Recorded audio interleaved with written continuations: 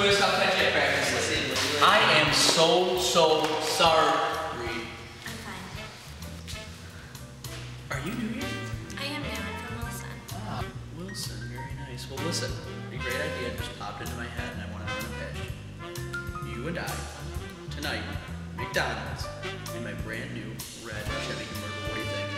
You're gonna have to do more than buy me a cheeseburger and fries to win me over. All right, well, listen, I think I have a long time to swoon you over. And I'll tell you what, Marianne, one day I will marry you.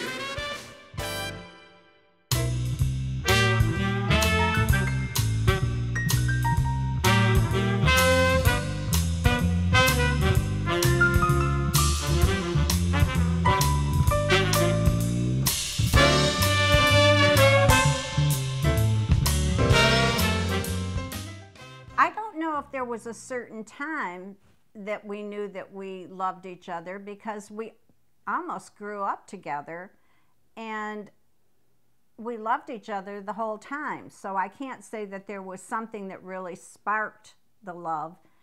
It just was always there. The family's getting bigger, but that's when I enjoy it the most, is when everybody's together and doing stuff that we all enjoy. 3 months after we got married, that was in '65, I got my draft notice, and Vietnam was really going hot and heavy then. And so we thought that'd be 2 years away from each other. But it worked out well, because we got to live together in Oklahoma and for a couple months, and then we moved to Germany for about a year and a half, and actually we had our first son there, and then had 2 other children after that. After Dick was in the service, he didn't have to go to Vietnam. We were able to spend our time together. And then, of course, when their children were born, that was wonderful. I loved when they were little babies, and I loved the grandchildren growing up too. But he's right about family. That's really all you've got at the end, and it's wonderful to share a nice family with each other. One of the worst times for both of us was in 1999, when we found out that she had breast cancer.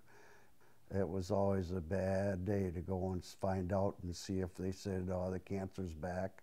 And it's still, once a year we go now, but it's still a bad day, and you're always wondering if it's back, you know. That was a really bad time, and when we found out, we were both just devastated. And you always think the worst, and you just don't think that you're going to make it.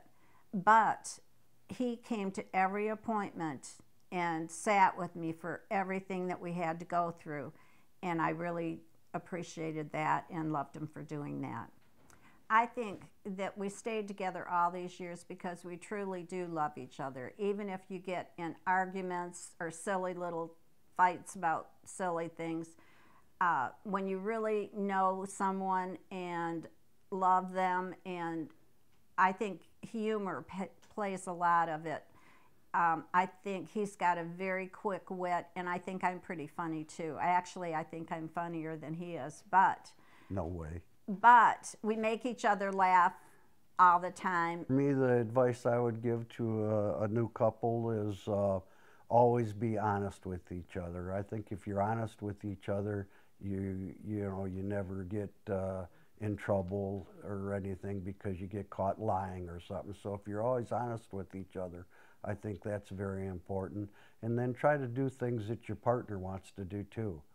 You know, not always what you want to do, but ask them, what would you like to do, or where would you like to go on vacation, and stuff like that, and make sure it's 50-50 both ways on everything. So you always got to think about the other person too.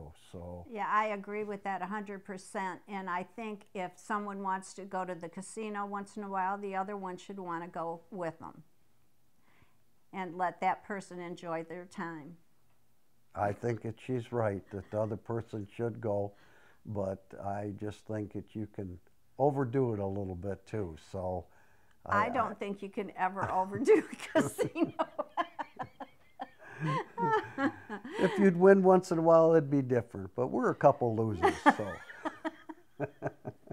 No, we're not not losers. We've That's won. it. I have won quite a bit of money.